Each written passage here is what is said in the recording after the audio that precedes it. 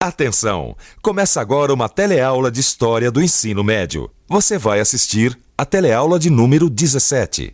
Bons estudos!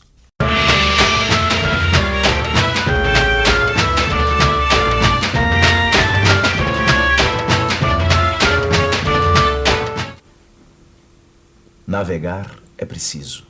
Viver não é preciso. Você já deve ter ouvido essa frase em algum lugar. Esse era o lema dos antigos navegantes, principalmente os portugueses. Você vai entender por que eles diziam isso assistindo a nossa teleaula de hoje.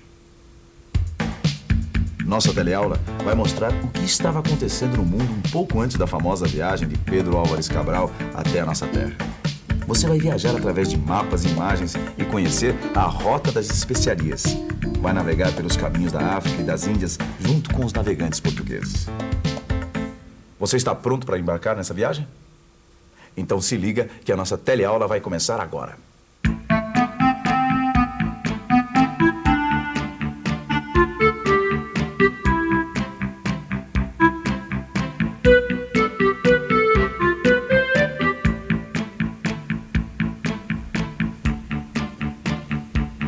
Quando a gente ouve falar em grandes navegações, a gente vai logo pensando nesses instrumentos aqui: bússola, sextante, mapas, tudo que era preciso para navegar. Mas para a maioria das pessoas, navegar era preciso por outros motivos. Para quem não era marinheiro, navegar era importante por causa disso aqui, ó: arroz, laranja, damasco, figos, pau-brasil, algodão e as famosas especiarias: cravo, canela, gengibre, pimenta e açúcar.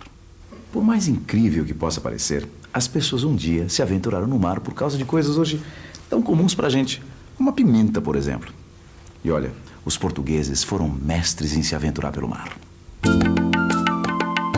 Esse aí é o mar que os portugueses atravessaram para chegar até o Brasil, o Oceano Atlântico. Você vai ver que esse oceano tem um papel muito importante para a época que nós estamos estudando. Os portugueses têm uma relação muito antiga com o mar, desde o século XII. E você sabe, o século XII é o período de tempo que vai do ano de 1101 até 1200.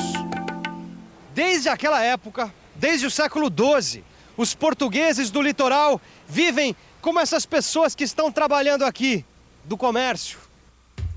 No resto da Europa, a situação era diferente. A maioria da população vivia da agricultura, mas a atividade comercial começava a se expandir, principalmente entre as cidades italianas de Gênova e Veneza com os países do Oriente. Pela localização dessas cidades, dá para ver que elas já tinham uma grande vantagem no comércio por esse mar aqui, o Mar Mediterrâneo. É claro que a boa situação geográfica ajuda muito, mas ela não é tudo. Os comerciantes de Gênova e Veneza tinham uma outra vantagem para fazer esse comércio: as boas relações com os povos do Oriente, principalmente através dos muçulmanos. Resumindo, por causa das suas relações e da sua localização geográfica, as cidades de Gênova e Veneza eram intermediárias de todo o comércio entre o Oriente e a Europa. E os lucros que os comerciantes italianos tinham eram enormes, porque eles compravam as mercadorias do Oriente por um preço e vendiam para o resto da Europa por um preço muito maior. Século XIII. O comércio começa a se expandir também no norte da Europa. No Mar do Norte e no Báltico, os navios vêm e vão de um ponto para o outro para apanhar peixe, madeira, peles e couros. O mais importante centro desse comércio é a região de Flandres. Pelo mapa da época, nós podemos ver as rotas ligando Flandres às cidades italianas do sul. Há uma enorme quantidade de artigos produzidos no norte que é negociada com os produtos do Oriente. O lugar onde isso acontece se chama Champagne, uma região localizada no Reino da França. É ali que se realizam as grandes feiras anuais. Você já imaginou o comércio numa feira sem moeda? Vamos conferir para ver se dá certo. Quantas laranjas a senhora quer em troca de um pé de alface? Laranja num pé de alface? Aqui nós não costumamos trocar. Rapaz, laranja por carne, laranja é muito barata e a carne é mais cara. Eu não posso trocar. Eu dou 3 laranjas por essa sandália. Não vale. 4. Também não vale. Aí eu não posso saber se dá certo, né? Ah, essa bicicleta é introcável. Pois é, dá pra ver que sem moeda fica difícil fazer negócio. Por isso, na época que nós estamos estudando, a moeda foi valendo cada vez mais. E pouco a pouco foi aumentando o poder da burguesia. A burguesia da época era a classe dos comerciantes, dos banqueiros e dos artesãos. A burguesia era o grupo social que possuía riqueza em moeda e que morava nas cidades. Naquele tempo, as cidades eram conhecidas como burgos. Fica fácil perceber que a palavra burguesia tem origem no nome Burgos. O historiador Léo Huberman escreveu uma coisa muito interessante sobre o comércio nessa época em que a burguesia começava a crescer. Olha só o que ele disse.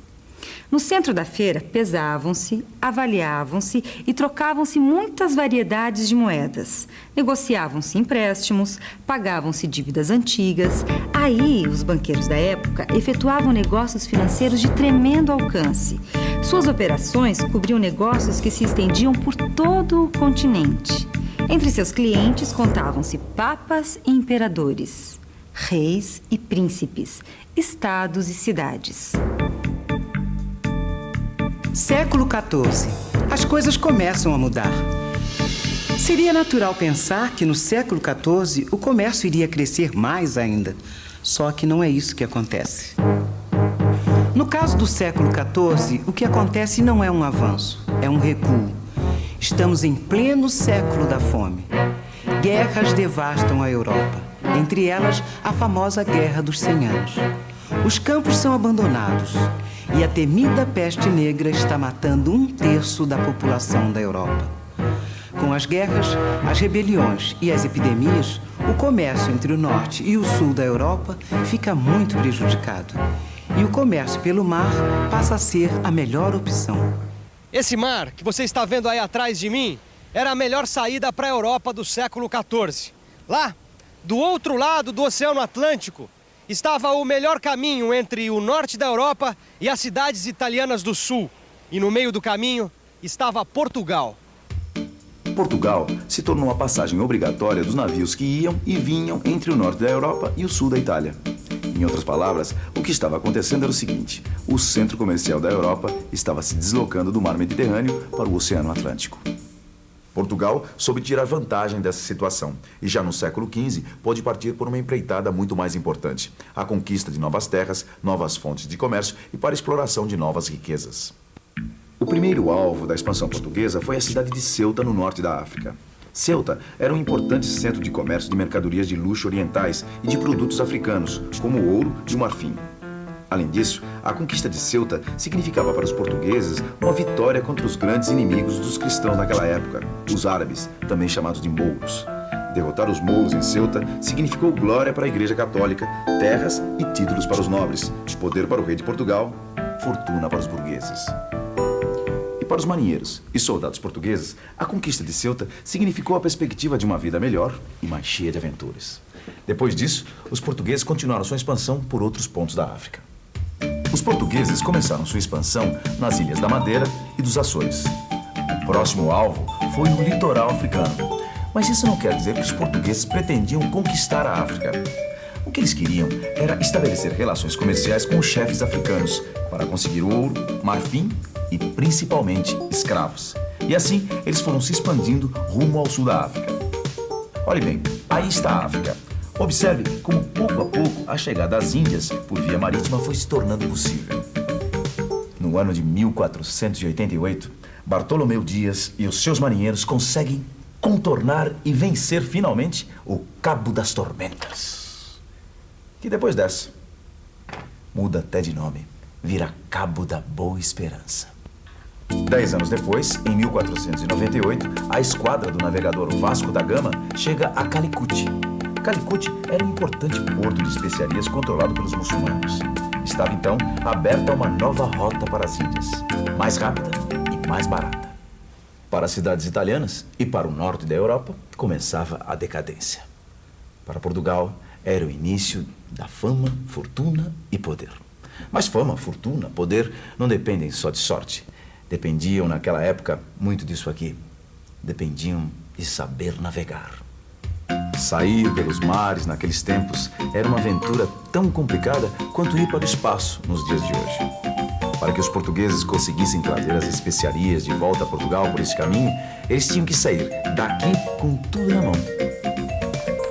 Tudo que eu digo está aqui. Os mapas, com as suas rotas de navegação. A bússola.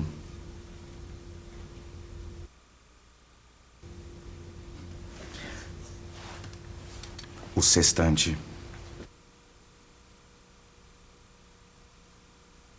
Para sair pelo mar, era preciso saber navegar. E saber navegar significava conhecer os instrumentos de navegação. Mas olha, não foram só os instrumentos de navegação e o espírito de aventura que ajudaram os portugueses a dominar o oceano. A participação do rei nesse processo foi muito importante. Montar uma esquadra exigia anos de preparação. Era preciso ter capital e capacidade para formar o pessoal técnico. Por isso, o comando desse processo tinha que ficar nas mãos do rei. Era comum que o próprio rei ficasse no porto esperando as caravelas que vinham da Índia e da África. Afinal de contas, ele precisava ver como andava o seu negócio. E agora, você precisa rever tudo que aprendeu na nossa teleaula de hoje. E atenção, se liga aí que é hora da revisão. Na teleaula de hoje, você viu que as rotas do comércio se desenvolveram na Europa no século XIII. E que com a crise das rotas tradicionais do comércio, Portugal soube aproveitar sua posição geográfica privilegiada para estabelecer uma nova rota de comércio até as Índias pelo Oceano Atlântico. Você também viu que para se aventurar no mar, era preciso conhecer e dominar as técnicas de navegação. E que o dinheiro para se fazer isso dependia do poder do rei. A coroa portuguesa foi a grande financiadora das navegações. Você deve estar se perguntando, se os portugueses eram tão bons navegadores, como é que a América foi descoberta por Cristóvão Colombo, que era um genovês financiado pela coroa espanhola?